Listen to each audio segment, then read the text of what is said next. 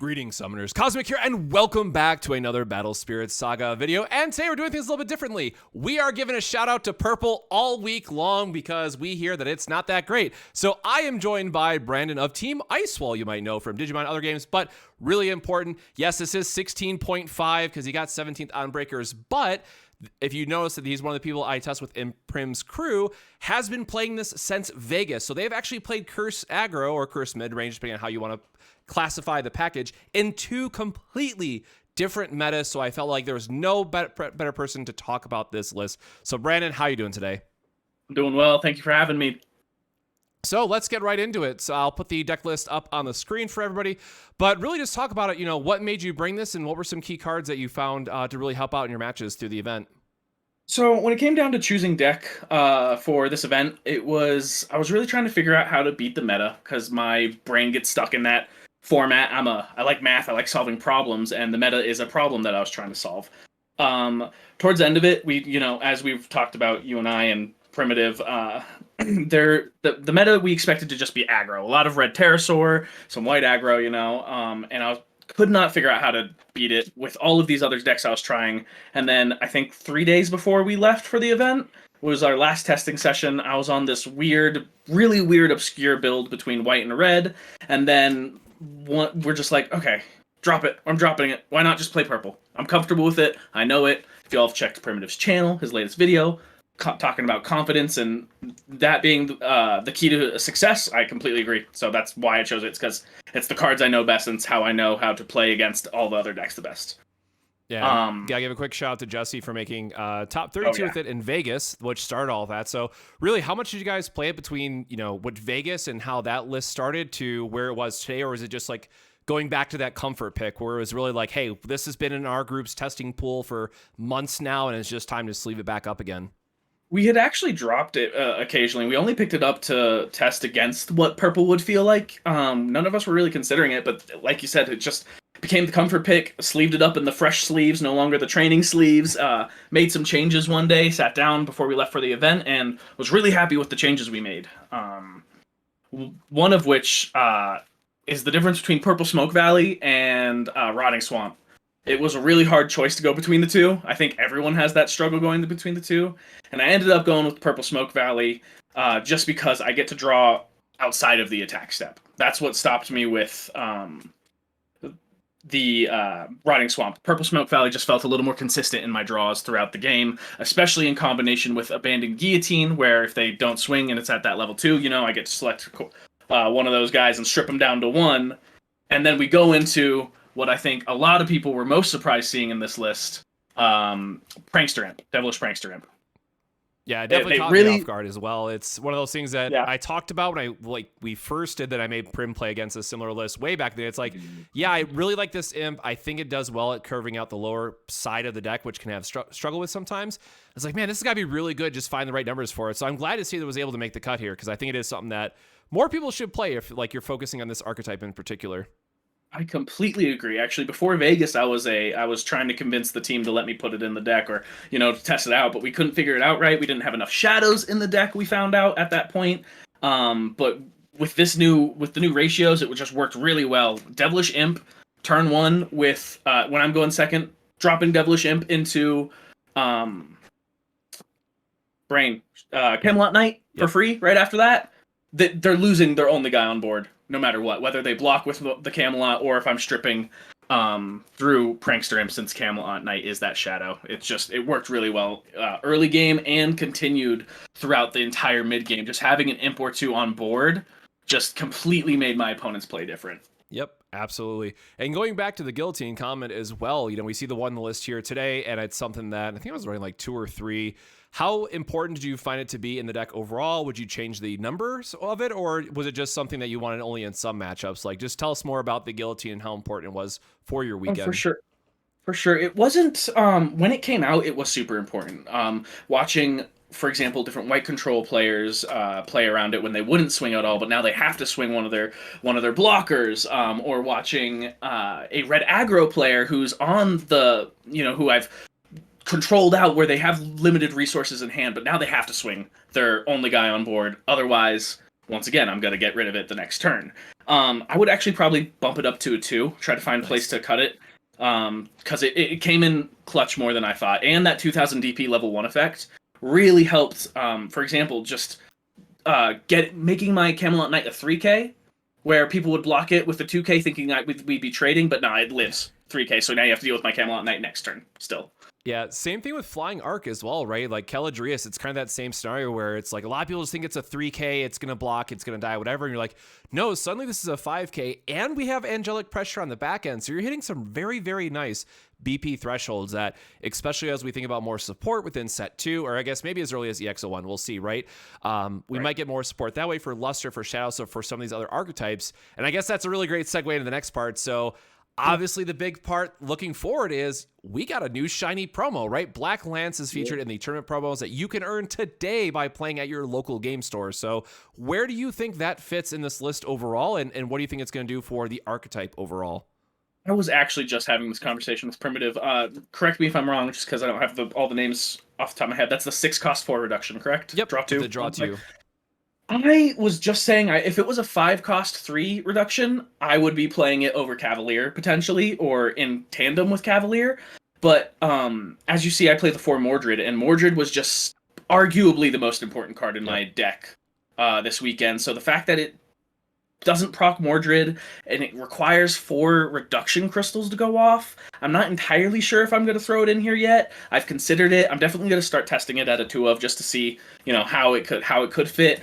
But yeah, I'm not in love with the card yet, personally. Yeah. And quick correction, Beldegor, right, is the key part for the Beldegor, sorry. And 5s. Yes. But Mordred is a very key card in purple that we've seen time and time again that is not going anywhere. That card slaps. Exactly. Mordred does slap. Mordred absolutely slaps. But yes, Beldegor. I always get those two mixed up, and I don't know why. Their names always throw me off. And that's another thing, too. Like, Beldegor just kind of keeps getting better, right? Like, 4 and 5 is such a key threshold in purple, and maybe the argument is you can't have an entire deck of 4 and 5 costs, right? But as the game goes on, we are just going to keep getting better and better value of targets at 4 and 5 cost spots. Like, maybe if you haven't got those SPR Beldegors yet, you probably should. Oh yeah, definitely. And if you can't see in the picture on my deck list, definitely got my playset of those. Yeah, but just being able to loop Beldegor, so important. Having the right amount of 4s and 5 drops, like you said. It was definitely a tricky challenge to find that right amount. Absolutely. So moving on from there, why don't you give us a little bit of, what did you play in the tournament? What was some key cards in each one of those matchups? Or, did you play a lot more white than you expected, a lot more red? Just tell us a little bit more about your tournament experience over the past weekend. Yeah, I actually luckily took notes on all of this. So for my round 1 opponent, it was actually the featured match. If anyone checked out the stream, you might have recognized some cards. It was a white control, and just from the very beginning, Devilish Prankster Imp just completely threw them off guard, and it really just helped set my tempo between the Imp and Camelot Knight. And then when those two were finally dealt with, you just go right out into Dragonaga Assassin, continue your cycle, and keep up the pressure of Curse. Curse is the best way to deal with white control, for sure. Absolutely. But yeah, honestly, no troubles there for that first one. The second round is where I lost my first. I went X1. It was against Red Aggro Pterosaur. Lost game 1. Game 2, I got him real good. Game 3, I had no chance because I drew 2 spirits, a Agilvale and a Cavalier, and the rest were magic. Oh no. Yeah. That's the worst feeling. Oh, yep, that's card games. It was rough, but it was the side deck options that I did. I out of my side, I sided in 8 of them for red aggro. That was the point for Pterosaur, and the 8 I sided in were everything besides the Ice Maid Fullas. So I'm adding 6 magic, 6 more magic cards, and I'm cutting a lot of my high end to try to stay low to the ground and keep up with them. So it was expected to a certain degree. So I am glad that is the only experience I had where I bricked with magic in my hand the entire tournament. Good. Get that out of the way and go on to the next round, right?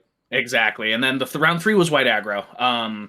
They Prankster Imp came in clutch. They start turn 1 with Librarian. And then, I'm scared of Librarian coming out. We've all been on the bad side of that combo before, once or twice. Exactly. If you've been testing for these events, it's a scary thing. So scary. So I just drop Devilish Prankster Imp, drop Camelot Knight. I go ahead and swing. Do the damage because he doesn't want to lose his Librarian, strip one of the cores, and then the second core I get with my Core Theft in hand. So I just clear it first turn. Nice. And so I took game 1 pretty steadily. He couldn't regain momentum after that. He took game 2. It was a turn 2 OT. It was turn 2, and there's nothing I could do. White aggro doing crazy regain things. Yeah, the good old Exodia hand. There's no coming back from that in a lot of cases. Exactly. And then game 3 was really close, but I was able to clutch him out. The Earth Spider Demon really, really helped with that matchup, as well as the burst for Bloody Rain. So that last round, it was the only time he hit Bloody Rain. He had gone completely wide, would have been able to beat me, but only has 1 core on every single one of his spirits and no armor purple. So no way to keep going in, and I just win the next turn.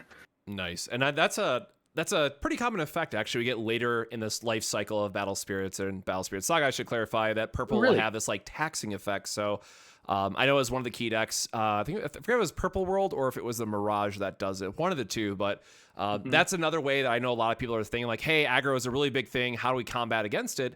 And purple does get, these kind of taxation effects, or I think blue also, if I'm not mistaken. I know they get locked out of spells. I think there's a tax effect on attacks. So there's a lot of ways. I know that's one of the big discussions right now is, how prevalent is aggro? How much of the meta is it's going to take over? But there are other tools that we can expect. And to be fair, I mean, first big, what I'm going to say real meta event is people had more time to prep and play the game. I'm not surprised to see aggro take, I think it was half of the top 16 overall. And then mid-range is what Fable Beast types to be. We had a couple of control decks, right? Overall, it was a pretty fair distribution from what we'd expect from an early meta standpoint, that I definitely think that we're going to see some more changes for the Ohio meta itself. But going back to your white matchup, I think this is one that a lot of people are going to be focused on because, look, it's $30 to build white aggro, and I think it's still a fine deck to just take to locals. And getting the Librarian combo off might not be the funnest thing to sit across the table from, but it teaches you to learn the game about being defensive, not always deploying a Nexus on turn 1 because you just die if you do that. But in purple, right, your spirits are generally weaker, and to be honest, I haven't played that matchup a ton.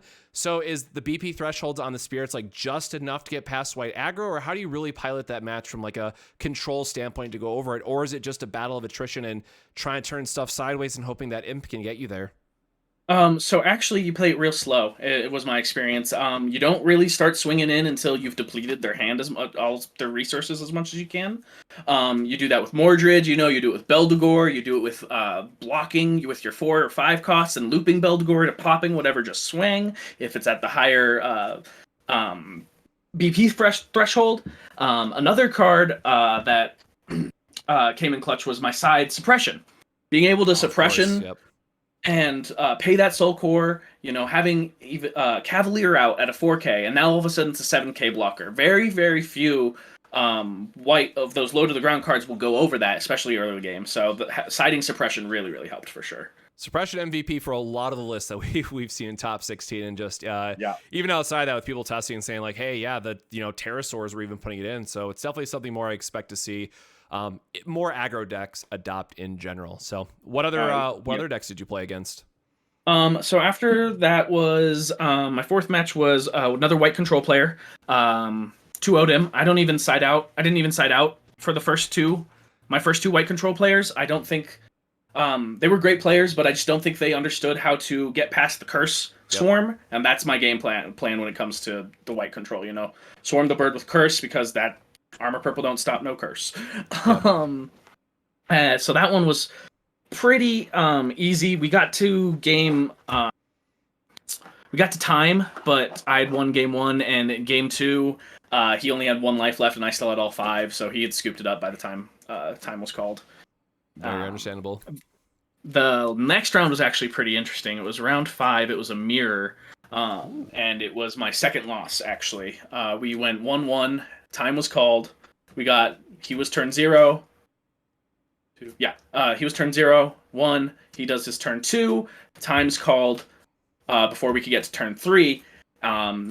So it was a little bit of slow playing, nothing against the player. Obviously, he's the favorite person I met out there. We talked the most, so it was a little bit on my part too. But it came down to we played it out a little further, and we don't know exactly how it would have ended if I got my last turn. But because we would have had to go to tiebreaker since there are no ties anymore. Yep. Something to talk about.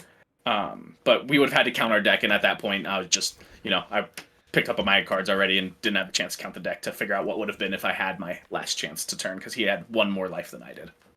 Yeah, and that's a weird thing too, is thinking about how the draws, and I think I covered that in another video, so I won't get too much into it for the different tiebreakers, but with green coming out, being able to exhaust your blockers and really trying to force the game done that way, or the high speed summoning, so you can actually summon spirits during flash timing in green. Just so cool. I think that's definitely gonna take care of some of the draws we have. And also, right, it's still a new game. A lot of people are coming out for the first time, playing at a big event, and it can be stressful too. You're playing for a lot, especially I guess in Saga in particular, you're playing for a lot of money at the end of the day, so you want to make sure you play your best and think through every single turn. So I definitely think from at least what I heard, so this is just my anecdotal evidence, I did hear it was a lot better than Vegas, right? Just from an overall how many people drew out. If we had more or less white control, maybe that's up for debate, but I think there was probably still a healthy amount of white control at these events. So it's just something that, by the end of this first year, yes, a few people will still draw, but I think we're steadily moving away from what we saw in Vegas. And then, of course, for those that were at Palm Springs, I'm sure there was a few as well, as we just talked about, that happened in the Swiss. Yes, and I think it's good. I think that's going to be healthy for the game. I think it's going to make it so these people who are playing early and getting into it that are against white control don't get burned out, because I could have very much seen that after playing in Vegas, seeing some players lose interest in the game after just playing so much white control. But it's such a fun deck to play, so I'd understand why everyone chooses to play it. It is powerful. It's a cool deck. It won Vegas, so like the amount of people I walked into was like, yeah, I just built the Vegas list before I came. The top list. I'm really excited. I know we just talked about this before the recording, but I am very excited for that white tempo list that will be shared, or I guess was shared the day before that this recording will go live. But yeah, it's from the top 16 at Palm Springs. I'm trying to figure out when all these videos are coming out now. But Ryan is a great person, known from multiple card games. And again, huge shout out to him for the top 16 finish. But another topic Ryan for was time. super cool. I met him there. I'm so excited to play that list at my locals. But yeah, so tell us about some of the last couple rounds here. So these last few rounds after that, I did another white control. It was 2-1. This is when I actually started coming up with the idea of citing. It's not with the idea, but that citing Poison Mist instead of Burning Force was the way to go for these white control matchups, because I'd also actually side out 2 Cavaliers and throw in my 2 Earth Spiders. So I'd still have the same amount of Beldgore targets. And Poison Mist gives your spirits with curse the ability to swing into your opponent's suspended spirits. Yeah, exactly. That's a card I was God, I forgot where I rated it, but like the old Kaijudo Duel Masters player, I was like, oh man, this card is gas. So I wasn't sure if it came up, so I'm glad to hear it. So how do you feel about the card overall after getting to play it a little bit and finding those cases for it? Love this card. It's definitely a side deck card for me still. I don't think I'd find a place to main it. But it works well with Pterosaur too, actually.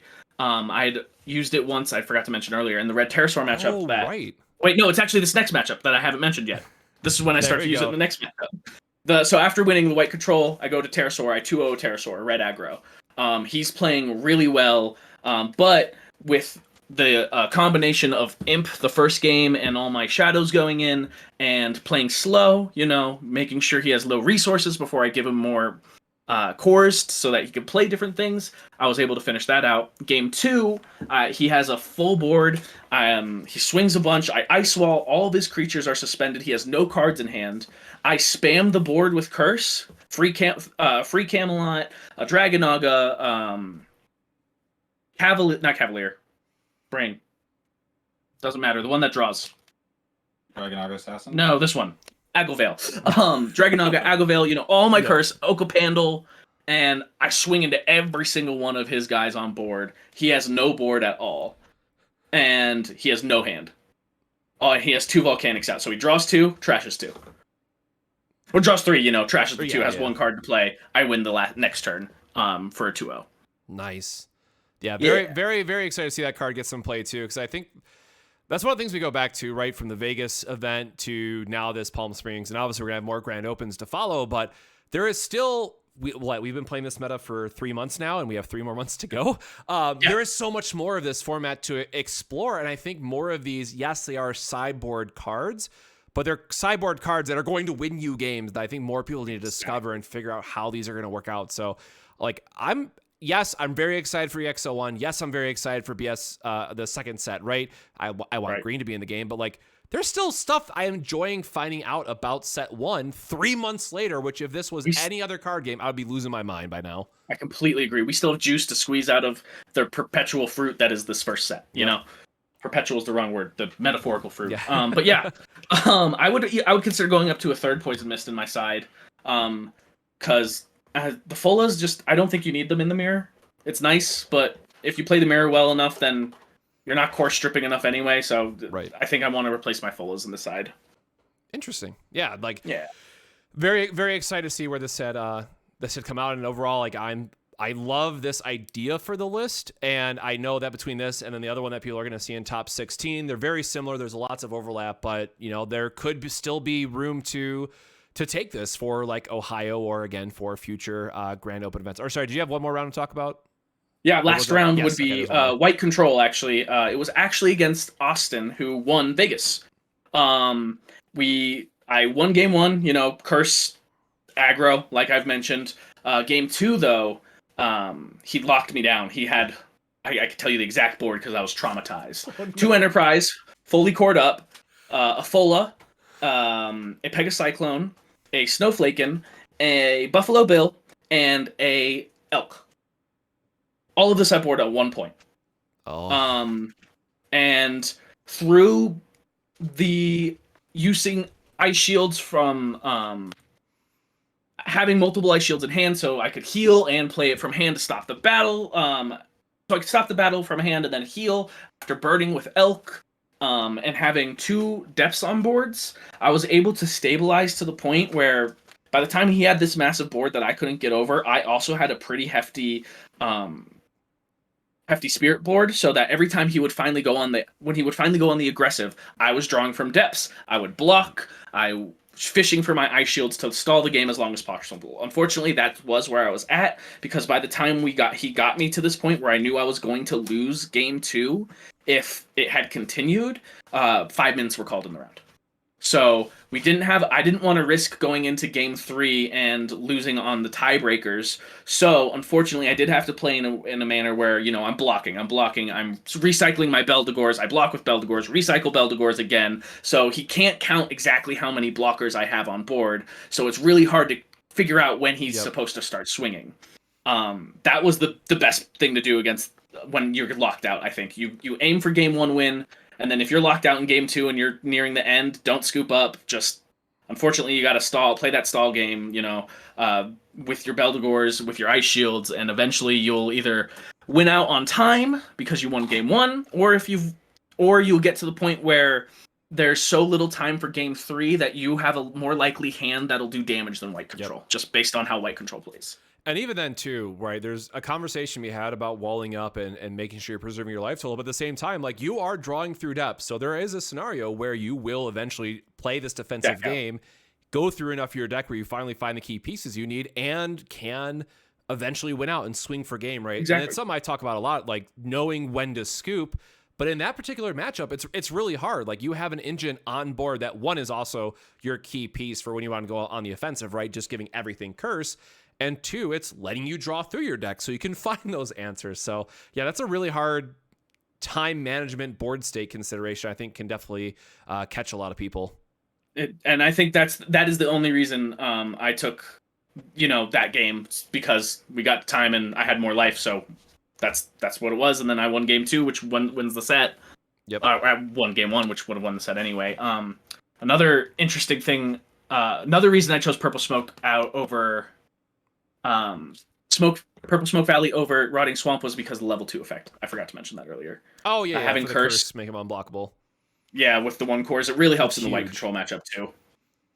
Yeah, forcing them to block with their you know, Enterprise or something that you want to die instead of something that just has 1 core on it. So I guess that's the real question too. Did you ever get to live the dream between the Boculus and then just swing for game because everything was at one? Oh yeah, no, it was great. I think I finished game one that way against Austin, if I'm not mistaken. I know I finished both the games in my first featured match that way. I think I Baculus, Infernal King, Curse King, I think 4 or 5 times throughout the weekend, so it felt real good. Very nice. Yeah. So last question there. Thanks for the recap on all the rounds. Obviously, it came down to it. Tiebreakers were not kind to us, getting us the 16.5, as I'm going to call it. But going on, right? So we talked about the TP promo, not a fan. And my probably hot take that I at least want to get on video, because people always give me a hard time if I don't put it on a video, even though I say it in like Discord and other places. I think Ryan's list has a very good chance to have a huge shakeup in the meta once again. That, you know, all the true duelist guys, giving them a shout out, they did very well this past weekend, obviously. But they have mentioned, like, no, this deck, Ryan's top 16 list, hard shuts out Rex. Like, if you will just lose. And obviously, they're going to go back in the tank. They're going to try to think about the matchup. But Ryan just decimated their team all weekend and, you know, had a really good time into that deck and talked about it a little bit in Discord, saying, no, this is a very good matchup. So I think that's going to have a major impact on the meta if people start to test what we have, you know, a month and some change to get ready for Ohio. But how do you feel about, you know, this Curse Aggro's position going into Ohio, going into later Grand Open events, and how the meta might change? You know, is there any key cards you would change? Do you think it's something you would play again? What are your thoughts behind Purple kind of leading into this next round of events? Well, I'm lucky enough to have my invite. When I go to Ohio, I'm definitely playing for fun and money. There's a little less stress. So if I decide to, I'm very highly considering playing purple. I have fun with it. I'm good at playing with it. It's consistent. I understand why people are calling it Curse Aggro, but based on this meta we're in right now, I can't call it that because it's like, because of everything else, just how fast and how aggressive everything else is, you know? It's more mid-range, but I have to call it aggro because that's what it was called on the top 16. But yeah. I know. I get it. But yeah, no, I call this almost like Shadow Midrange based on I'm interested in playing with going more into the Shadow parts of it, you know, maybe looking at some cards I hadn't considered putting in before, seeing if maybe a straight Shadow build could do it, because Nemesis was crazy as well, you know, it being a shadow, it being the big boss of the shadows, and having so many different effects you can trigger when attacking and acting as a deadly balance in and of itself at level 2 and 3. I think people can really crack this code, whether they want to go the shadow route, whether they want to go curse control route like the Midu. Because I watched that game the games you were talking about. I had no idea, but it didn't even seem close for Pterosaur. It did not look like they could get a handle of what was going on. I've been a lover of Miduk since day one. I love that card. I sided it for Vegas. It hurt me. Oh yeah, it hurt me to cut her for this. But you know, maybe after seeing that, I try to throw me a little Miduk control, see if that can win something. Yeah, I 2 months ago now when I first did that list, I called it like Shadow Drink. So I went all in on Guillotine, all in on like the Palamides, which I don't think is good. Let me get that on the record too. But it's really cool that you can swing into an exhausted spirit, kill it, trade with it, right? And then get your Beldegor back, probably kill something else, and then Beldegor still swings for damage. Like that was a really fun interaction that I, uncovered while I was doing that. And I was like, okay, this is some good shit, man. That interaction is what led to Poison Mist coming into be. Right. And Poison Misting and having Okapandle. That's why Okapandle's still in the deck. Having a 4-cost with Curse, so that if I do Poison Mist, swing into it, I still get my Beldegor. Yeah, I'm coming around on that card. I was a firm non-believer. I got to be honest. I was, like it's a 4-cost. I get its Curse. It probably has some. I was using like Boa, I think, just because I wanted another early drop because it's 3 and 2 reduction if I remember correct for Boa. So like just helps you get another body established early. But I think honestly, obviously for you talking through it, and then also to the key point you just mentioned, like just getting that Beldegor trigger, I think is the better value that you want to have between those two, unless you want like a 6K off Boa. Or actually, how big does Okapandle get? I don't even know off the top of my head. He's a 3 and a 4, if I'm not mistaken. Hold on, I have the card right here. I feel like it was less than Boa, and I think that was the other. Yeah, reason. So he's a 4-cost, 2 reduction, 1 core, level 1 3K, 3 core, level 2 4K. Okay, so he still gets over Burning Force then. Does get over Burning, which I like. Yeah. Yeah, that's good enough. No, I take it back. I'm an Oakenpandle believer.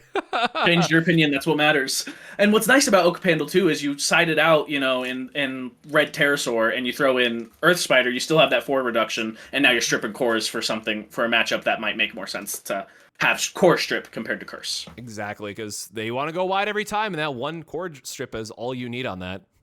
All you need.